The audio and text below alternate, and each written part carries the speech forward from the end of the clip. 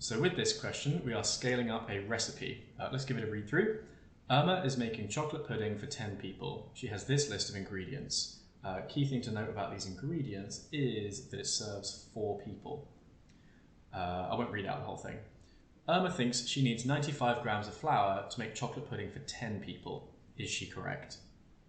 So we need to scale up this recipe. So instead of serving 4 people, it serves 10 people, and then we need to see how much flour we need. But because we're only interested in the flour, we don't need to, change the entire recipe to serve 10 people. We only really need to worry about this 36 grams of flour. Now, there are different ways of doing this, but the most common way that I've seen people do it is the way that I'll describe. Let's try and work our way up to 10. Let's start by doubling the recipe. So at the moment it serves 4, and if I times that by 2, then now it serves 8 people, and instead of 36, we're going to need 2 times as much.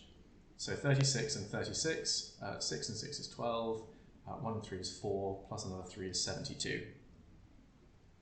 So if I wanted to make double the recipe, then I'd serve 8 people, and that would need 72 grams of flour. But I don't want to serve 8 people, I want to serve 10 people, which means I'm still 2 away.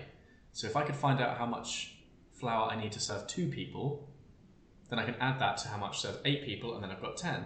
So you might be able to spot there's a nice way that we can go from serving 4 people to serving 2 people, and that's just to half the recipe. So I'm going to half 36, and that will be enough flour to serve 2 people. Lots of different ways of halving 36. I think it's a good opportunity just to remind you about bus stop, which always works if you're just having a bit of a freak out and can't remember how to halve something. It's fine. Always use bus stop. How many 2's in 3? 1, remainder 1. How many 2's in 16? 8.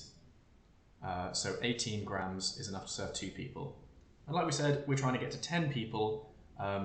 So that's the 8 people and the 2 people together. So we're going to add these up. I'll put it up here because I'm out of space. It's going to be 72 plus 18. 2 and 8 is 10. 0 carry over 1. 1 and 7 is 8. Plus another 1 is 9. So it's 90 grams of flour to serve 10 people.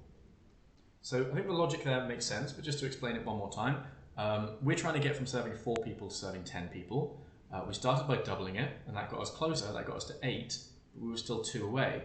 And to get those extra 2 people's worth, we just halved the original recipe, and that gave us 2 people, and adding the 8 and the 2 people gave us enough for 10 people. Now, I know we haven't got anything in the working out box yet, we'll work on that in a minute. Let's just answer the question, is she correct? No. Irma thinks she needs 95 grams of flour. No, she needs 90 grams of flour, not 95. So what can we put in the working out box? What have we done?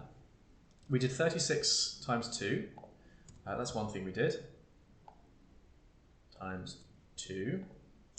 And that equaled 72. And that was enough for 8 people. We also did 36 divided by 2. And that was enough.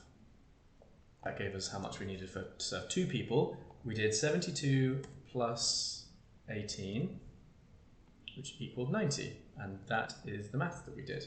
So we doubled it to get 8 people, we halved it to get 2 people, we added the 8 and the 2 people, and that gave us enough for 10 people. Good, that's it. Nice little recipe scaling question.